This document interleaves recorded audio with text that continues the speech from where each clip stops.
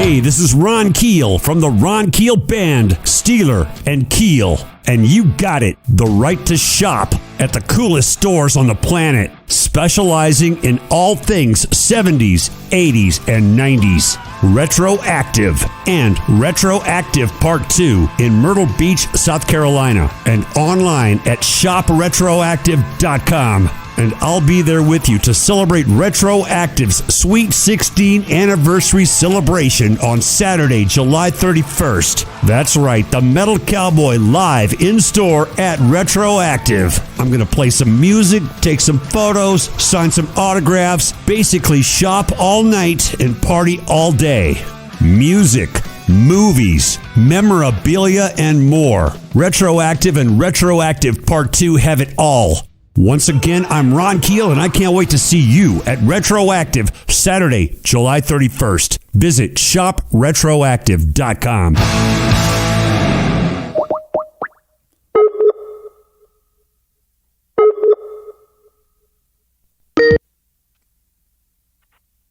Dude. Good morning, Joel. How's it going? Dude, it's good, man. How are you? Good. I'm so excited to hear from you. What a pleasant surprise on an interview schedule. Well, I appreciate the opportunity, and I always try and schedule as early in the morning and the first interview of the day with artists, but certainly excited to get you on my schedule, so thanks for doing this. Oh, yeah, absolutely, man. My pleasure. How are things with you? Man, things are great. You know, I actually had a great year in 2020. I did 25 shows. You know, I did the cruise, did an Australian tour, and then the lockdown happened. We ended up doing some shows in Sturgis. We did 5 headline shows at the Sturgis Rally and some shows throughout the Midwest. I released 4 albums, 5 music videos, staying busy just like you are. Awesome, man. Well, good for you. Yeah, and doing the radio show and the podcast every week as well. I am recording, Joel. I record from the get-go, and we air an edited version of the interview on the Streets of Rock and Roll radio show on 8 different stations. And then the complete, unedited, unfiltered discussion will appear on my podcast, which is on Spotify, iTunes, YouTube, Amazon, all that. So as I said, we are recording, so whatever we say is what they're going to hear. Sweet. Okay. Yeah. No worries, brother. Awesome, that's awesome, man. It's great to hear from you, man. Hey, you too, really, man. I'm happy things going well for you in 2020. And I'm about to blow a lot of smoke up your ass because this album is out of this world. We'll get to that in a moment. But first, can I get a liner from you? This is Joel Hoekstra on the Streets of Rock and Roll with Ron Keel. Hey, this is Joel Hoekstra from Whitesnake on the Streets of Rock and Roll with Ron Keel. Hard to Say Goodbye. That is a hit song if I've ever heard one, from what certainly promises to be one of the premier melodic rock albums of 2021. Running Games from Joel Hoekstra's 13. This guy's a bona fide modern-day guitar hero known for his work with Whitesnake, Trans-Siberian Orchestra, Night Ranger, multiple solo projects, and of course, his own project, Joel Hoekstra's 13. Hello, Joel. Welcome to the show, man. I'm excited to talk to you. Thank you so much, man. Excited to speak with you as well, bro. I'm glad things are going well. Or at least we're not playing basketball this morning, right? Right, yes. We're not embarrassing ourselves in front of cruisers. Congratulations. Dude, congratulations on this new release, man. Just a big-time, world-class album, top to bottom. I mentioned some of your other credits and accomplishments, but it's got to feel good to be the captain of the ship with your band, 13. You write all the music and lyrics, played all the guitars on this record. How gratifying is that? Yeah, it's fun. I mean, I'm the type of guy who enjoys being part of the democratic process with, being in a band and just, working with producers and all that stuff too, and finding the unique results. But every once in a while, it's nice to call all the shots and be the boss, I guess, right? Well, you called a lot of the right shots on this one, man. It's highly recommended. And being a singer myself, my ears and my heart normally just gravitate to the lyrics and what's being said. Let me just quote you real quick, if I may. Drowning in this broken heart of mine, I can feel it slipping through the broken hands of time. Dude, that's strong stuff. From the track Finish Line, that's powerful stuff, dude.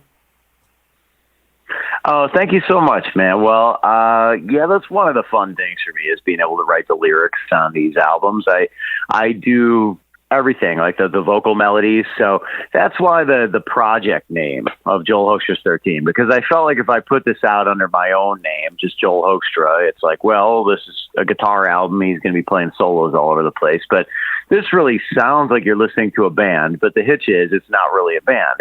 I'm writing everything and then giving it to everybody. And they, don't get me wrong, they play it down the way they want to play it down. And I kind of underproduce them when it comes to the way everybody plays. I don't get up in their grill and say, can you play this? Can you play this? I just let them do their thing. Yeah.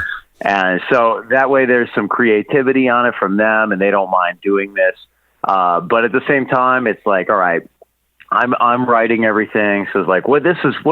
Is this a band? Is this a solo album? I thought, this is really like the epitome of what's called a side project, right? Like just a project. So I gave it the name Joel Hoekstra's 13, and now this is the second album. The first one, Dying to Live, was out in 2015. And so anyway, I think people are starting to realize, okay, there's a sound to this thing, right? It's melodic hard rock, and it's, I'd say, Dio-ish at its heaviest and Foreigner-ish at its lightest is kind of the way I describe this thing. Yeah, a very fitting description. Like you said, it's been over 5 years since Dying to Live, the last album from 13. But you recruited the same all-star lineup for this one. How important was it for you to keep that lineup consistent with those same guys that played and sang on the previous album? Yeah, I mean, number one, I liked the first album, and I liked what everybody did on there. I like all these guys as people and as players. So I think to offer the fans some consistency from album to album under a name is important, right? If this album sounded completely different than the last one, people don't know what to expect when they're going to buy it. And then, what's he going to do the third time around? Make a polka album, So yeah. I want to give them something that they can just sink their teeth into. And I think this stuff's, it's just good, solid rock. I'm not looking to write progressive songs or throw crazy twists at people. I'm just trying to give them a good, solid rock album. Yeah, and you've done just that. We got to mention these guys in the lineup because these are names that all of our listeners and friends and fans are going to know. Vinny Appice on drums, the Fretless Monster, Tony Franklin on bass, Derek Sherinian on keys, and I think I'm going to not even mention that guy you've got singing lead vocals, but the guitar player's pretty good too, Joel. Not kidding, man. Russell Allen. Come on, man. From Adrenaline Mob and Symphony X, who sings lead vocals on this record and the previous one as well. One of the best singers on the planet, as far as I'm concerned. And you please tell him that Ron Keel hates him and Ron Keel loves him. Yeah, Russ is amazing. I mean, he is. I really just got to know him the last, 5-6 years of him joining Trans-Siberian Orchestra. So we tour together every November, December. And so over that time, we've just gotten to be friends. And so obviously he's an amazing singer and all that stuff. But it's also cool to be working with people that you know and that you have a relationship with outside of working on the album. So, absolutely thrilled to have him on there. Well, when I was doing the FM show, the daily radio show, last time I saw you in Sioux Falls, I was starting to get a lot of requests for Adrenaline Mob, so I started doing some research and looking this guy up. There's a clip on YouTube of him singing Barracuda. I don't know if you've heard that or not, but the vocal is amazing, of course. But in the course of this 4 or 5 minute video clip, you really get to know the guy, and he's the kind of guy that I would love to tour with, record with, or just hang out with. Yeah, Russ is, he's a good dude. It just, super, super talented. And I think that, I guess because he's been known in Symphony X, which is, prog band, and Adrenaline Mob, which was like kind of going for, a newer band to break. He's never really dove headfirst into this classic rock scene that you and I are a part of, right? So There's a lot of people, like when he comes on the Monsters of Rock cruise and he does the acoustic sets with me, there's a lot of people on that particular cruise that don't really know who he is, even though he's got a really big following. But I think his scene is slightly different. So it's fun to do these albums and bring them into that scene, and people are usually just blown away. Like, whoa, what's the deal, man? This guy's amazing. Yeah, no doubt. And he certainly brought your lyrics and melodies to life on this latest release. Listening to your solo albums, Joel, especially, I know it's a band project, but it's a Joel Hoekstra 13 solo type project. It's obvious why you're such a great fit with David Coverdale and Whitesnake. A lot of these melodic rock tunes would, to me, seem right at home in the Coverdale catalog. How do you choose between what songs you create for Whitesnake and what songs you keep in your idea bank for Joel Hoekstra 13? Well, our groove for Flesh and Blood, the Whitesnake album that just came out sort of recently at this point, mainly our writing groove happened from David having like choruses or ideas and building out from there with either Reb or myself or sometimes both of us. So that's really the way the writing went with that. And obviously with this, it's like, whole songs and writing everything. So it was pretty easy to differentiate between the two.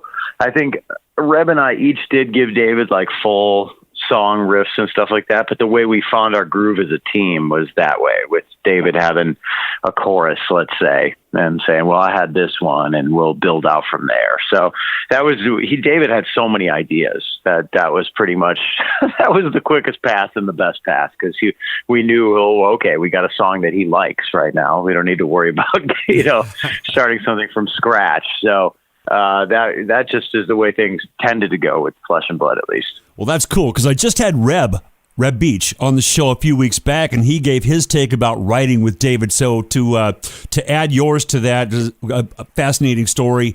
And obviously, I'm a huge fan of both you guys, and it's great to have you and Reb on the show. Reb was on the podcast last week, on the radio show a few weeks back. So I'm speaking to rock royalty and some of the modern-day guitar heroes. Joel Hoekstra on the show this week, discussing his excellent new album, Running Games. During that lockdown, Joel, you stayed busy with other projects like Echo Bats, teaching guitar via Skype, offering master classes, a monthly column in Guitar World magazine.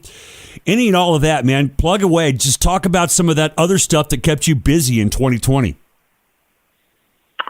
Yeah, I think, 2019, I was on the road, 285 days out of the year. So it was like completely mental between juggling, doing Whitesnake and Cher and Trans-Siberian Orchestra. So then 2020, when this all kind of hit, I had been out with Whitesnake already at the top of the year, just like you. We did, Australia and Singapore and Indonesia, right? I guess Singapore was last, Indonesia and Singapore. And we were set to go to Japan on our own. It was like, oh, no, everything's stopped, shut down. We're going home. Oh, gosh. Okay. Yeah. So back when canceling gigs was news, right? That was like a big deal. Nowadays, every gig is canceled. So anyway, from there, I have little kids at home. So I was like, okay, this is meant to be. I catch up with the family. And so I think I took the first couple months just doing odds and ends of stuff that had been on my back burner forever, like, getting my old cassette recordings, my old 4-track recordings into the digital realm. Oh, yeah. Right? So I did a lot of that. Just going back and the 9 million songs I recorded on my 4-track when I was a kid, and just getting all those digitized. And awesome. I doing some writing, I think, initially with, Chris Caffrey and some other friends of mine. And then once I realized this was going to drag on, I was like, okay, it's time to kick into high gear here, man. And start like busting and make sure I'm moving forward and not just sitting around for a year or whatever. So I started teaching 30 students a week and doing master classes for Rock and Roll Fantasy Camp and a couple other places and sites as well. And so that's been going stellar. And doing the cameo messages, the personalized messages, and I'm doing a lot of those. I'd say I averaging 10, 15 a week at this point. You are undercharging, by the way. I did check out your cameo, Joel, and you are undercharging. So just my personal opinion from a business standpoint. The cameo, all that's there at joelhoekstra.com. joelhoekstra.com. The social media is Joel Hoekstra 13, not plural, on both Instagram and Facebook. And the master classes, guitar lessons, as Joel is talking about, he's listed his email address on his website if you want to reach out to him and get in touch. That would be time well spent. Find that email address at joelhoekstra.com. And Joel, if COVID-19 went away today and we're all given the green light to get back on the road, how much fun would it be for you to do some live shows with this 13 lineup? It'd be killer, man. I mean, we did one show on the Monsters of Rock cruise in support of Dying to Live, so we did make it actually happen one time. So doing it again would be killer. I'm always on the cruise. Where the hell was I? Oh, I would have loved to have seen that. Go ahead. Just sorry, man. Yeah, we were able to pull it off one time, and it was great. It went over really, really well. And then I've had Russell's been a part of my acoustic set, and Jeff Scott Soto has been a part of my acoustic set. So there's been times that the songs have been played acoustically and played live. So it happens from time to time. But putting together a run would be awesome. Definitely something now that there's a second album that I'd love to be able to do. We'll see. Let's just get the world open and we'll take it from there. Absolutely, man. Well, when they do unlock us, and I say when because I'm an eternal optimist, when they unlock us and we're all going to be out there fighting to get back on stage, are there any plans in place for Whitesnake to tour again when the time is right? Haven't really heard anything. I mean, just kind of like, we'll obviously be there whenever David says, let's hit it, guys. Let's do it. So just kind of standing by, man. David's great. Love him. We're in constant touch. I mean, he texts us on the band thread every day, and he's just awesome to work with and work for. And I'm still, just blessed to be a small part of that whole history. I mean, what an amazing band to be a part of. Absolutely, man. And we'll continue to stay optimistic, but are you anticipating spending the 2021 holiday season with Trans-Siberian Orchestra?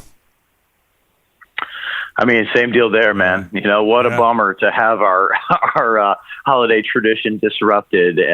So we'll just, fingers are crossed, as Paul O'Neill used to say, for 2021. I mean, I'm just definitely missed. That was the weirdest part for me. Just to have that not go down, because that's something that like 2 months of the year is just completely influenced by that. So it's like going into a different world going on that TSO tour, right?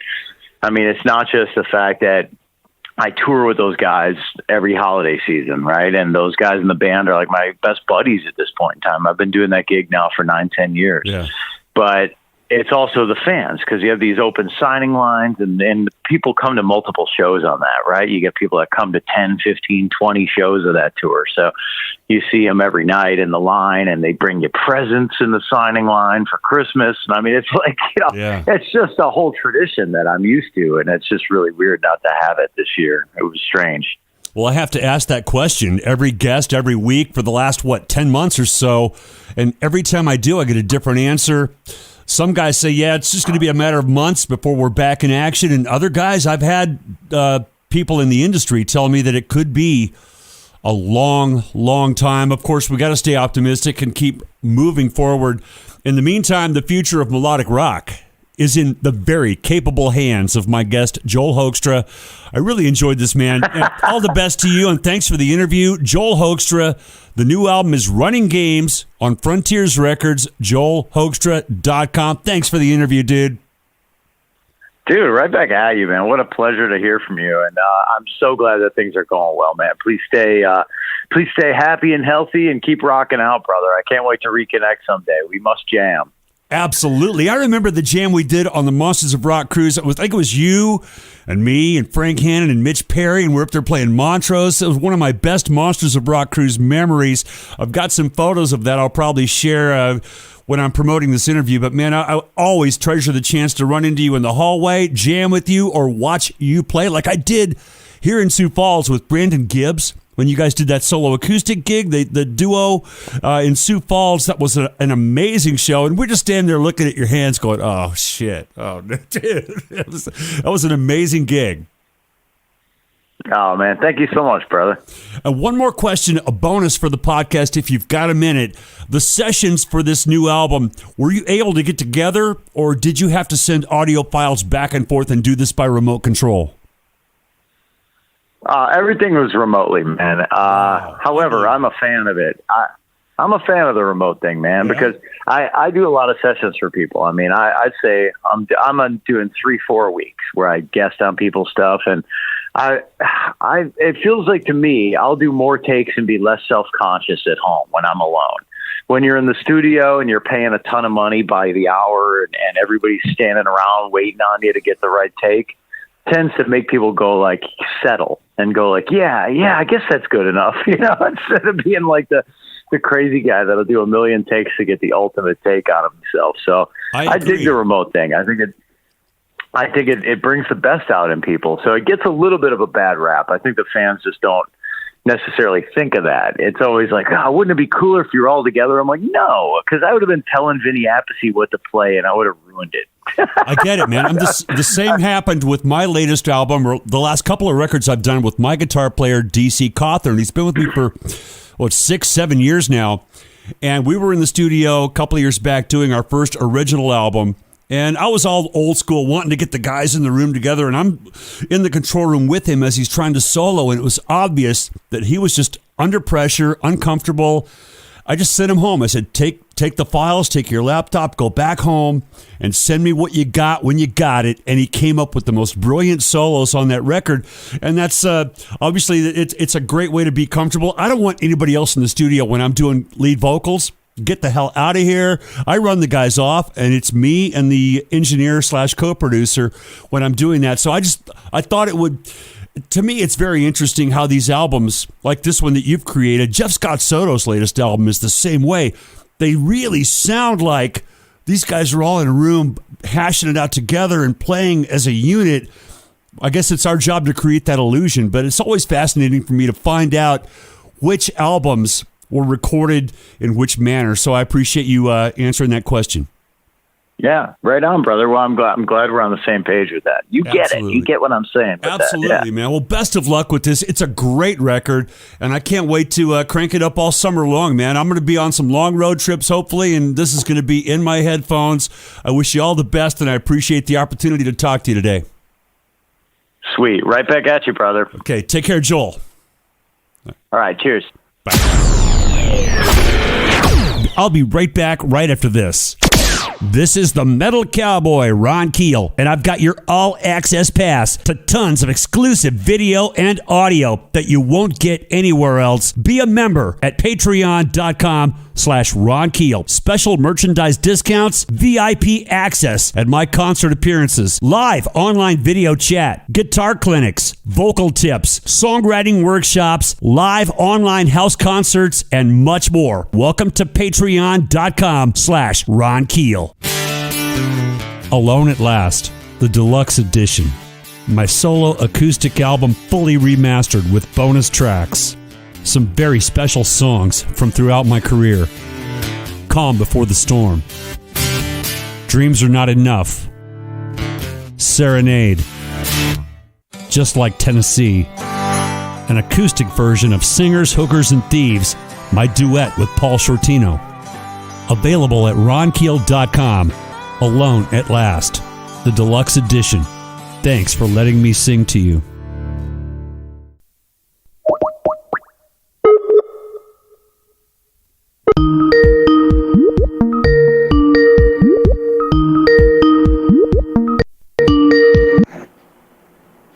Hello, Ron. Hello, Doug. Hey, man. How are you? I am doing great, man. Great to talk to you. Thanks for doing this. Of course. Thanks for talking to me. It's my pleasure, man. It's long overdue, my friend. I know. Where are you? I am in Sioux Falls, South Dakota, the wild, wild Midwest, man. There you go. Very lucky that we landed in a great place for a lot of reasons, but especially for music, man. I was able to pull off a 3-4 week tour last year, 25 shows, and very lucky that here in the Midwest, we never completely shut down. That's great, man. Very cool. I want to let you know. Go ahead. Sorry. I was just going to say, I think I saw that you did some dates last year. That was, it was cool. Yeah, the Sturgis Rally and all the bike events, man. Those guys are never going to shut down. I know. I did. It was pretty cool, actually. That kept going. That was good. Did you end up catch the virus yet or no? No, we've been absolutely healthy. Thank God, knock on wood, and good. Done a lot of traveling as well. I was in Vegas for Christmas, and then just did a show in Wyoming 2 nights ago in Green River, Wyoming. So we've been very lucky. Hope I keep it that way. Yeah, knock on wood, right? And yeah, I know that your wife had a bout with that, and we're going to talk about that in the interview if that's okay. Yeah, of course. All right, I want to let you know I am recording. We air an edited version of the interview on the Streets of Rock and Roll radio show on 8 different stations, and the complete unfiltered discussion will appear on my podcast on Spotify, iTunes, YouTube, Amazon, all those other outlets. So like I said, we are recording, so what we say is what will be heard. And man, I never view or listen to interviews from artists that are coming on the show, but I got to admit, I got sucked into your interview with Todd Kearns and loved it. It was fantastic. That's cool, man. Yeah, I think it went on for a while, right? It did. And Todd's awesome. I'm a huge Todd Kearns fan, and it was quite an interesting story you started out with about the home intruder story. But let's go ahead and get to it, man. I don't want to take up too much of your time, but I'm excited to talk to you. First, can I get a liner? This is Doug Aldrich on the Streets of Rock and Roll with Ron Keel. Hey guys, this is Doug Aldrich on the Streets of Rock and Roll with Ron Keel. You're on the Streets of Rock and Roll, and that is Holy Ground, the title track to the new Dead Daisies album. Of course, the voice of rock and roll, Glenn Hughes, he was on the show a couple of months back, and right now I'm joined by modern-day guitar hero, Doug Aldrich, who has spent the last several years with the Daisies, following a long stint with Whitesnake, and it's about damn time we got him on the show. Hello, Doug. How are you? I'm good, Ron. Thanks for having me on, bro. It's my pleasure, man. I know you're in the midst of a media blitz, man, so I appreciate your time. You got a lot to talk about and promote. The good news is your new album, Holy Ground, is finally available. Originally scheduled for release last year, but delayed due to the pandemic. Last year was like 10 years long, Doug. So does it feel like this is a new album to you or something you guys created in another lifetime? Yeah, it's so weird that you say that, Ron, because like 2020 felt like right now it felt like it just blew past. I mean, it's just like because we didn't really go anywhere. At least a lot of traveling musicians didn't get to go anywhere. Some did, but it blew past. But it was like in slow motion the whole time.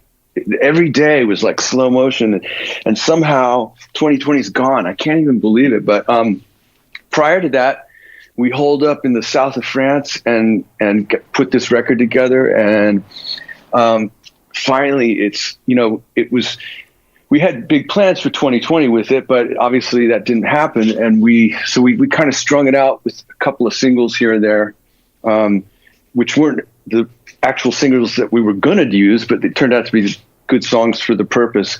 But now we're a year later, ready to do this thing all over again, do it right.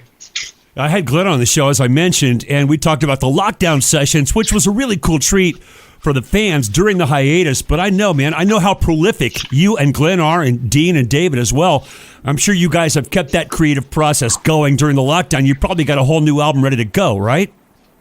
Well, we have been. Glenn and I did get together for over a period of a couple months during the summer, and we've done some really cool demos for stuff in the future. Not sure what the schedule is going to be yet, because we're still trying to nail down, if and when we can travel this summer coming up. But yeah, I think we've got a great start to the next record if we have time to go in the studio. When, not if, when. We're all very hopeful. Yeah. It's cautiously optimistic is the term my agent uses. But you mentioned the schedule. The Dead Daisies European tour set for the spring just a couple of days ago announced that that's been postponed until next year. You've got to be itching to get back out there, man. Absolutely. We had an opportunity to play through the new album in October. We got together in Los Angeles and we went through all the new stuff, and man, it just felt so good to play. It was like, somebody mentioned, yeah, you guys look like you're having fun. You were riding skateboards and motorcycles and stuff. And it's like, well, we were just giddy coming out of rehearsals, and they were, they'd just be filming, random stuff. And we were in such a good mood to be able to play finally. Up until that point, I hadn't really, I did a little jamming at the beginning of the year, but it really hadn't gotten a chance to play with anybody. Well, it's long overdue, man. I hope those summer dates remain intact. You do have plans to do some big festivals in Europe over the summer. I certainly, like everybody else, all the fans, artists, and everybody in our industry, our fingers are crossed. Now, you and I have known each other a long time, man. Since the Hollywood heyday of the 80s, you've carved out quite a career for yourself with so many iconic artists, bands, projects, shows, and a beautiful family as well. I know your wife, Daniela, recently fought COVID. That's got to shake your foundations, man. How was that experience, and how did it change your perspective on the pandemic? Well, I mean, I've been taking the pandemic seriously the whole time and been really pretty much locked down. You know, even though California's kind of gotten looser at some points and then gotten tighter, I didn't really do much except play guitar and do some writing and take care of the family. But my wife she's got a business that she runs that's it's called Mama Wonder Bar. It's like a herbs and crystals thing. You can see it on Amazon or whatever. But the thing is she somehow got somebody called and told her that they had just tested positive, and it was somebody that she had been around. So she basically right away quarantined herself and then had no symptoms and tested negative twice. And then she came out of quarantine. Then she started feeling symptoms and went back into quarantine and then tested positive. So it ended up being like she was in quarantine for like 18 days. Mm-hmm. And it was a little scary, but I felt like my immune system's good and I just had to be strong, take care of the family, you know? So she holed up. I got my daughter my daughter couldn't go to her preschool anymore. So she was with me 24/7. And, anybody that was coming to the house, like babysitters or, we have a girl that helps clean the house a couple times a week, and everybody was canceled because of that. And I just holed up with her and with my daughter and my son. And we, you know, put food out in front of my wife's door and didn't see her for 18 or 20 days, something like that. And then finally, she came out of it and tested negative, and then I had to get tested and my daughter had to get tested so she could go back to school, preschool, my boy's online. So we're all really, really, really thankful that she's okay and she came through it all right. And you beat me to the punch, man. I was going to plug your wife's business, the herbal medicines and some other very interesting products. My wife is a big fan of your wife, by the way. Oh, cool. We'll have to connect them. Absolutely. But I want to tell everybody a story that I don't even know. I probably told you a long time ago, but you know, like you said, you and I have been friends for a long time, but before we were friends, I went to an amazing concert back in 1984 at the Roxy Theater with you and Steeler opening show for Brandenburg. And this was, for anybody who wants to know about LA rock and roll or the LA scene history, this was one of the quintessential shows of the whole time. I mean, you had stuff like Motley Crue's first show, Quiet Riot, whatever, Van Halen. This was one of the shows that everybody went to, and I was there. It was at the Roxy. Do you remember? I do, absolutely. That was one of Yngwie's first shows with us, and he only did a handful of gigs, and all of them are etched in my memory and in LA rock history as well. Do you know if there's any recording of that show? There is not, man. If there, you know, there are a couple of live bootlegs, but the quality's not very good. I guess we'll just have to cherish the memories, so to speak. Well, I know you know, it was a long time ago, but I just wanted everyone to know I was there, and it was such a great show. So, I mean, everybody was there. Oh, thanks, Ben. I'm pretty sure the first time I saw you play live was at the Roxy as well. Was it Hurricane? I don't know. It might have been Hurricane. It might have been, maybe it was Lion. I don't know. But I just know that when Yngwie left the band, I said, I want that guy. Let's get that Doug guy. He's awesome. And it never did happen. But luckily we've stayed. Well, no, then you started. You got Keel, and you got Keel going, and a few of my buddies were in that band. But that's probably how I met you, was from that. But it was from Mark Ferrari. Yeah, we'll talk about that too as well if you have time. But let's keep it on the Daisies for the moment. All right. The Dead Daisies are a unique entity because so many big names have been in and out of that lineup over the past 8 years or so. And Your team keeps it pretty close to the vest, Doug. Like, okay, Karabi's out, Glenn Hughes is in. And that's all the news we get. We don't really get the how and the why. I never heard or saw an explanation, kind of like a sports team. And the fans in the industry just have to accept, okay, he's starting at quarterback now, all right? Whereas any other band would be perceived as unstable with that many changes. But it really works for you guys. And it's a very special and unique identity that the Daisies have. How does that work from both a business standpoint and a musical perspective? That's kind of how they situated it from the get-go. I mean, I think David Lowy, who's a founder and the founder of the band back at that time, 2012, I guess, or 11, he and a singer, John Stevens, just wrote a bunch of songs, and they wanted to play some gigs, and they put together a band. It was just kind of like left open, like whoever's available could do it. And eventually, Marco Mendoza got involved, and that's when it started to become a little more solid. But they always called it a collective, and it's not so far away from like how the original Deep Purple was, where they called it a roundabout instead of a collective. But basically, it was a group of musicians could come and go, and so early Deep Purple had a few member changes, and eventually, you got to Mark II to Mark III with David Coverdale and Glenn Hughes, and Mark IV when Tommy Bolin came in instead of Richie. So the Dead Daisies is kind of like that. It's like we're at Mark IV right now, and it's fascinating. It really is. And we're really excited about this album, and Glenn and I are totally committed to this, and we're gonna go with it. It's like we've got more songs in the tubes in the pipeline, and this album's getting ready to come out. We're really excited about playing it live, so we're committed.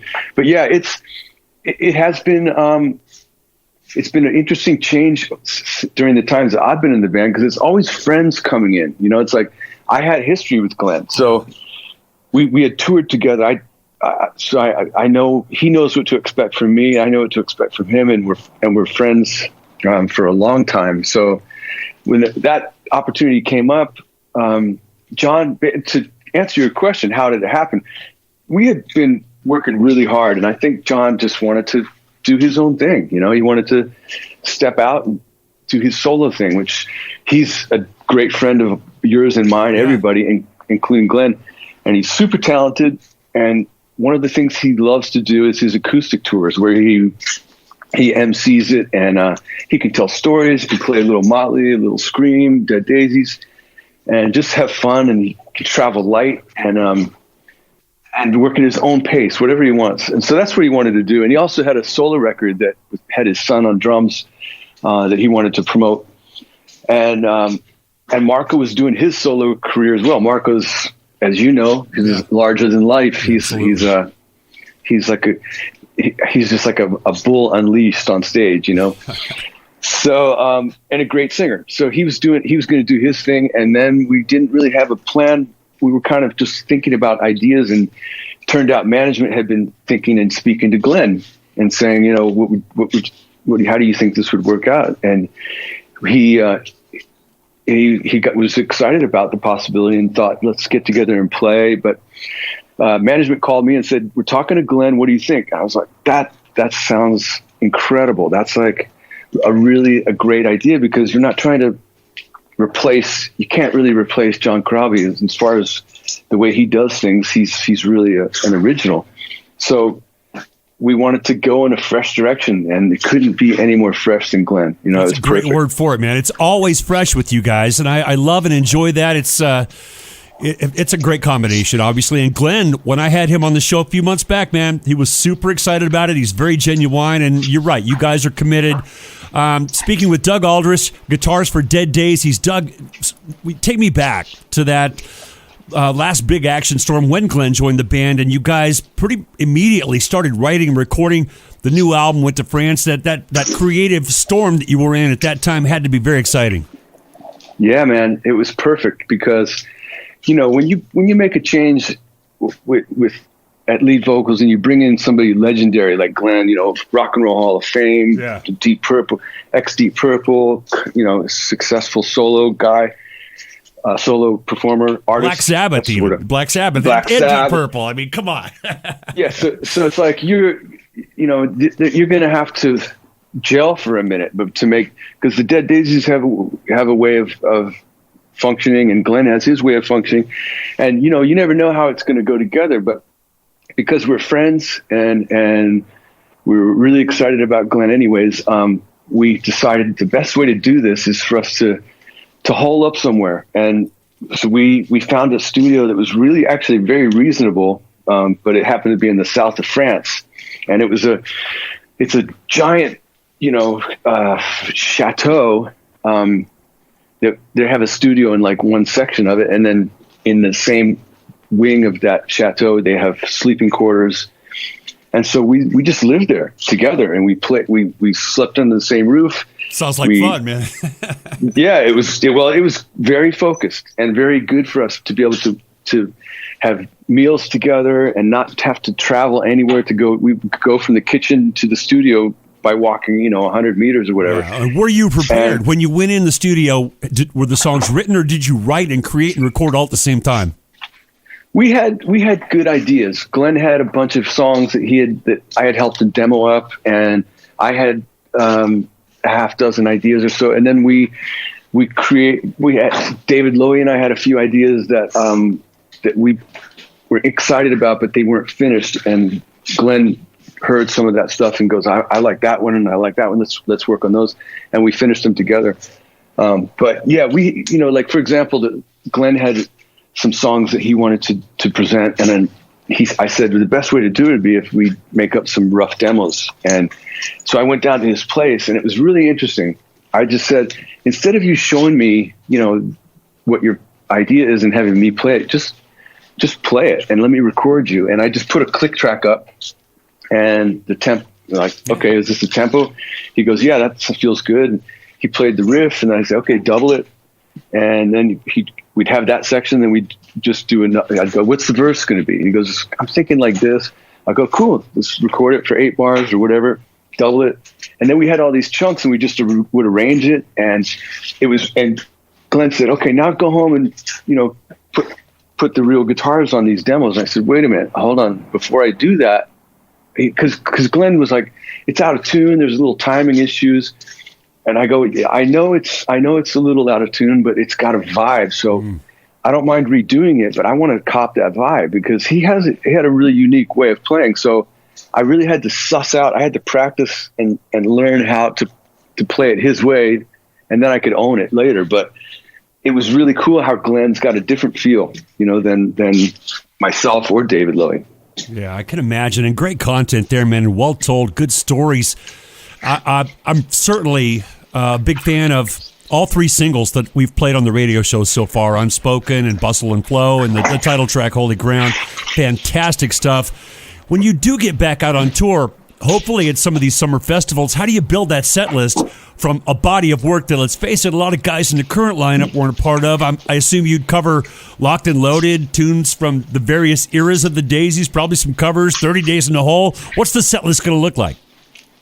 I would say that we will definitely. We've talked about this a lot with Glenn, and I think that there are going to be a few songs from the past that we'll revisit and kind of update with Glenn's style on it, because there's a certain way that John would do things, and there's a certain way that Glenn would do things, and I think that I think it'll be nice to revisit and kind of revamp a couple of those things with Glenn's style all over it. It'll be great. But the majority of the set, I would say, is going to be, primarily the new album. Yeah. We really want to feature it, and then we'll throw back every once in a while to for people that know the older stuff as well. But and as far as covers go, I think we probably are going to hold back a little bit less of that thing. Maybe we'll do 1 or 2. Maybe we'll do a couple Purple things. You never know. That's what I was going to ask. I mean, would you include some of the songs from your career and Glenn's career as well? Well, I don't think we'll do any Whitesnake stuff that I was a part of. But I think we were doing Deep Purple stuff anyway. We did a version of Hush I really enjoyed that. Oh, that was awesome. You could do some Power Love, right? From Lion. Well, I couldn't say enough good things about that project, and you and Cal Swan and Mark and Jerry Best. During your tenure with the Daisies, Doug, you've continued to work with your other projects, Burning Rain and Revolution Saints. You've done albums and shows with both. I know I saw you with Burning Rain a couple of years back. Where do those projects stand now? Well, Burning Rain's always been, it's in my pocket as a pet. It's something that I really enjoy doing, but I can only do it once in a while. But just from the standpoint of scheduling and budget and stuff like that, it's mine and Keith's baby band. So we do it when we can, but it's not really a focus.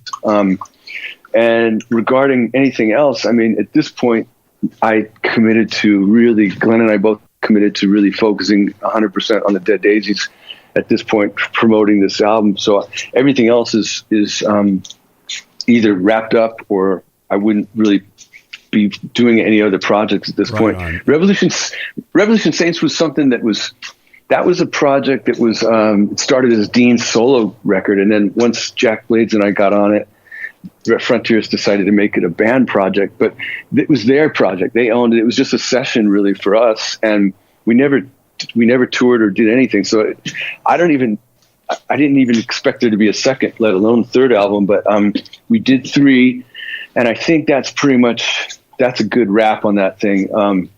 It was a good run for people.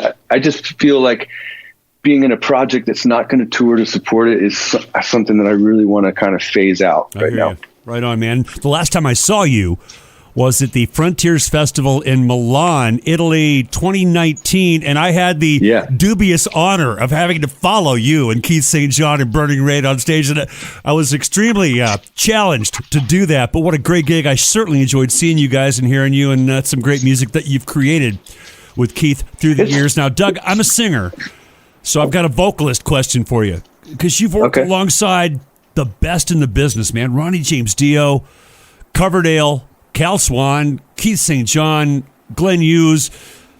Is there one common factor that all those guys have that makes them great?